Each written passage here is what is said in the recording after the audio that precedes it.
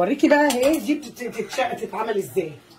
تعالي عشان تجيبيها وتنضفيها من عند الراجل. هنشوفوا كده الرجول، هوريكم بتتعمل ازاي.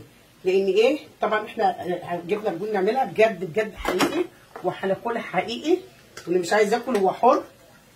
حبه فلفل اسمر وبصله زي ما انتم شايفين كده اهو. من زمان بناكل رجول يعني عادي، احنا واخدين عليها عادي يعني.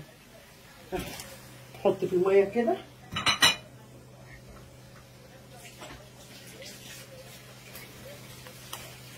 الصلاة على النبي، الصلاة على النبي. يا جيلاتينك يا جيلاتينك يا زوزو، يا جيلاتينك يا جيلاتينك.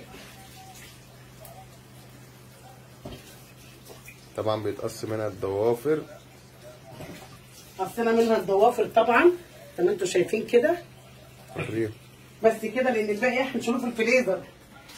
الباقي هنشيله في الفريزر هنفرزروه. عندنا كده هنشيله في الفريزر. امال ايه؟ خير ربنا كتير، خير ربنا كتير، عشان الفراخ بيقولوا مش هتبقى في فراخ.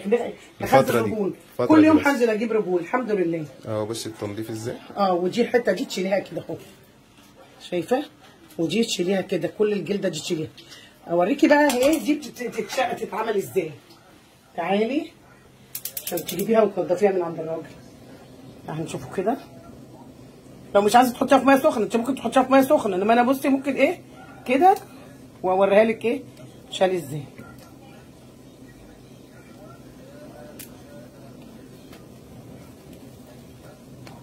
جميله يا جماعه. بصي تحطيها في النار كده اهو شويه، وبعدين بايه بصي ايه كده اهي، شايفين الجلد بيتشال. عامله تاني كده لحد هوريها لك بتتنضف ازاي.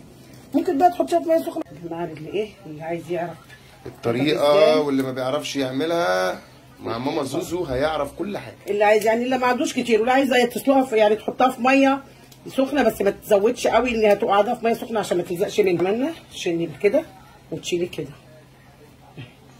بصي كله كده تملطيها كده ملط اهي، اتشالت اهي وبقت زي الفل.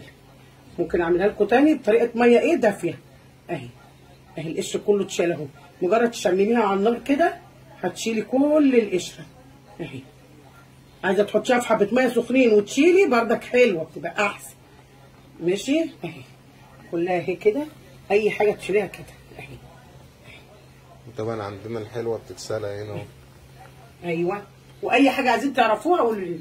لو عايزين بردك تعرفوا طريقه المصارين قولوا لي. في المصارين اهي انا جايباها هعملها. لو عايزين تعرفوا الطريقه قولوا لي. بصي تمسكي الضفر بقى تشيليه كده